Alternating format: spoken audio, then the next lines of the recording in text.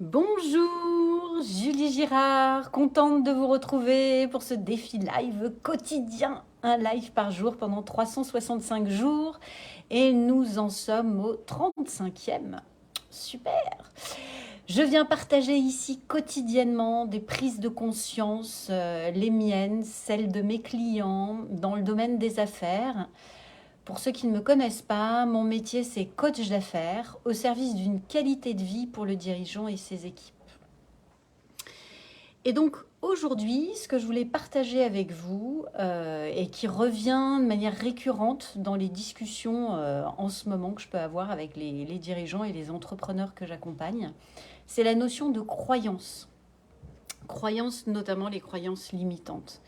Alors les croyances, c'est quoi de mon point de vue, quand on arrive sur Terre, quand on atterrit ici, on est vierge de système de pensée. Et au fur et à mesure que l'on évolue, j'en ai parlé hier dans un live par rapport à l'argent, on vient engrammer, on vient ancrer des pensées, des modes de fonctionnement qui sont le fruit de notre environnement.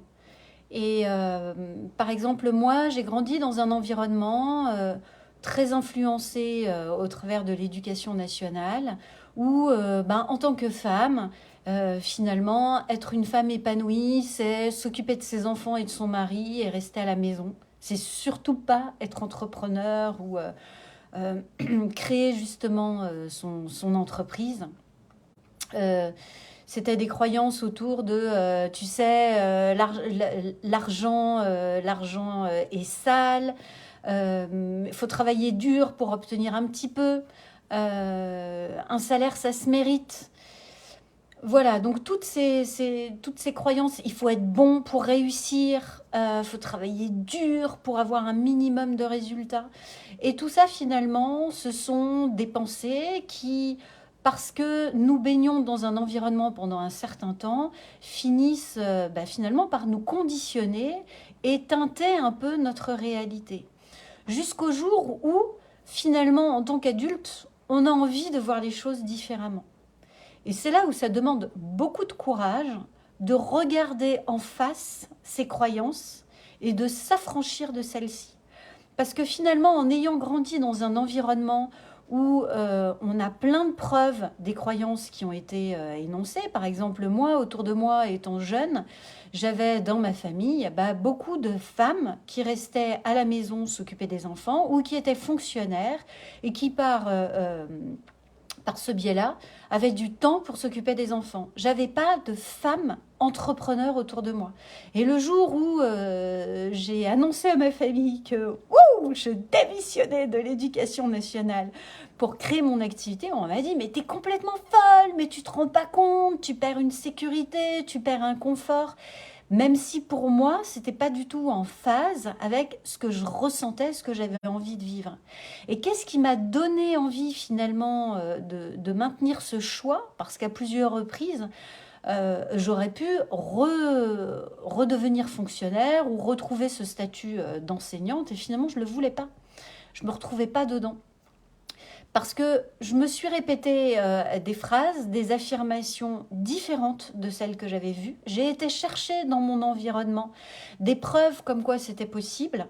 Et j'ai rassuré mon cerveau, mon petit ego, là, mon petit vélo, mon petit singe qui vient me titiller encore très régulièrement, pour lui dire, écoute, regarde, si d'autres femmes l'ont fait, je peux le faire. Donc dans ce principe de croyance, c'est aussi d'aller chercher des preuves autour de soi pour abonder que ce que je crois qui est foncièrement différent de mon environnement familial, éducatif, voire sociétal, parce qu'en allant chercher des croyances de l'autre côté de l'Atlantique, je peux aussi trouver des croyances très fortes, par exemple, de chez les femmes qui sont entrepreneurs, mais aussi dans d'autres domaines.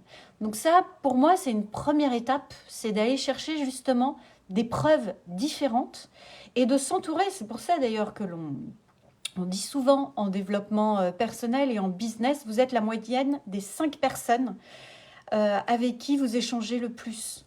Du coup, trouvez un environnement dans lequel je vais avoir des preuves différentes et surtout des preuves de ce vers quoi j'ai envie d'aller, ça va me donner envie effectivement d'atteindre mes résultats et de les concrétiser. Et puis il y a un autre élément par rapport aux croyances, par rapport au fait de bouger des croyances qui sont très très fortes, que j'ai pu expérimenter moi-même et que je vois aussi dans ma clientèle que j'accompagne. C'est que quand j'ai vraiment une vocation, quelque chose qui me tient à cœur, une volonté de changement ou de contribution, puisque là on est dans un espace pour des entrepreneurs et des dirigeants, je ne le fais pas pour moi, je ne le fais pas pour mon ego, je ne le fais pas pour ma propre satisfaction ou ma propre fierté, je le fais pour les autres. Je le fais pour montrer autour de moi que c'est possible. Je le fais pour ouvrir une voie. Et ça, j'en ai pris conscience ces dernières semaines finalement. C'est un peu tout frais ce que je vous partage là. C'est que je me rends compte que la clientèle que j'accompagne, ce sont des entrepreneurs ou des dirigeants qui, même s'ils sont dans un grand groupe du BTP qui a une politique nationale, c'est quand même des profils qui ont envie de mettre une norme différente de la norme de leur business ou de la norme de la culture de leur business. Ce sont des dirigeants et des entrepreneurs qui veulent changer des normes et surtout qui ont une forte volonté de contribuer dans la société.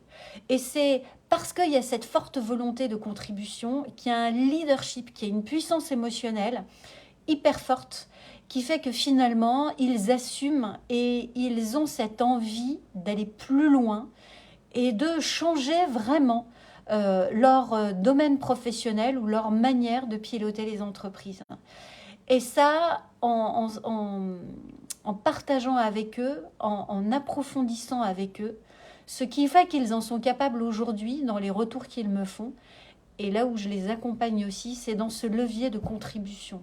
Je ne le fais pas que pour moi, que pour avoir un regard différent marketing qui fait que finalement, voilà, ça va être un peu à la mode parce que soit c'est très marque française, soit il y a une dimension écologique, soit parce qu'il y a une dimension collaborative. Non, c'est parce qu'il y a une vraie volonté de contribuer différemment dans la société à travers une entreprise un peu plus écologique, mais au sens aussi humain, et une entreprise qui contribue, qui change et qui apporte vraiment de la valeur ajoutée autour de soi, autour d'eux.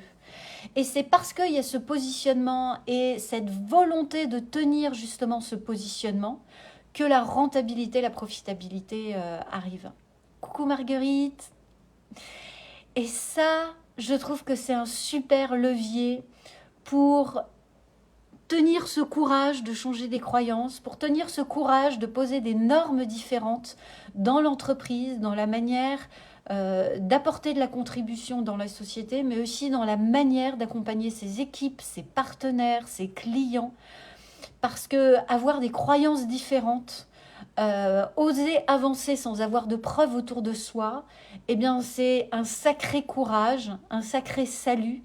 Et ce qui permet de tenir, eh bien, c'est justement avoir cette foi, de se dire que c'est pas que pour moi, c'est pour mes clients, mais c'est aussi pour tous ceux qui vont être inspirés par cette manière que j'ai d'accompagner et qui du coup vont avoir des preuves qui vont leur donner envie de changer aussi eux leurs propres croyances. Et d'ailleurs, j'en profite pour passer un appel. J'ai une chaîne YouTube sur laquelle je publie des interviews de dirigeants inspirants justement pour faire bouger ces normes et montrer des visions, des animations d'équipe qui sont différentes et qui peuvent inspirer justement la communauté des entrepreneurs et des dirigeants. Et je suis à l'affût de femmes inspirantes parce que j'ai des hommes, mais j'ai encore trop peu de femmes. Donc vous connaissez autour de vous des femmes chefs d'entreprise qui vous inspirent ou que vous trouvez inspirantes.